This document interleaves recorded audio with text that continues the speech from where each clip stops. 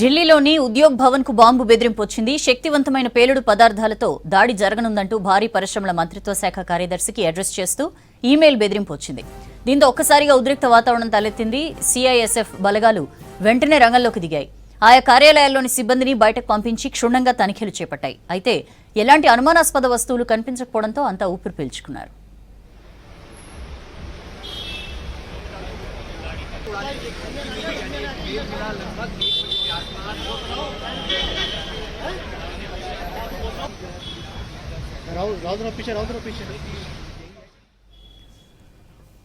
Parliament కు సమీపంలోని high security ప్రాంతంలో ఉద్యోగ్ భవన్ ఉంది. ఇందులో పలు కేంద్ర ప్రభుత్వ కార్యాలయాలు, మంత్రిత్వ శాఖ కార్యాలయాలు ఉన్నాయి.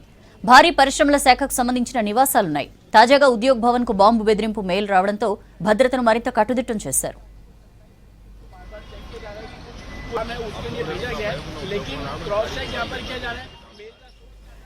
ఢిల్లీలోని ఉద్యోగ్ భవన్ కు బాంబు బెదిరింపు వచ్చింది. శక్తివంతమైన పేలుడు పదార్థాలతో దాడి జరగనుందంటూ భారీ పరిశ్రమల మంత్రిత్వ శాఖ కార్యదర్శికి అడ్రస్ చేస్తూ ఈమెయిల్ బెదిరింపు వచ్చింది.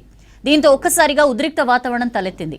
సిఐఎస్ఎఫ్ బలగాలు వెంటనే రంగంలోకి దిగాయి. ఆయా కార్యాలయాల్లోని సిబ్బందిని బయటకు పంపించి క్షుణ్ణంగా తనిఖీలు చేపట్టాయి. అయితే ఎలాంటి అనుమానాస్పద వస్తువులు కనిపించకపోవడంతో అంతా ఊపిరి పీల్చుకున్నారు.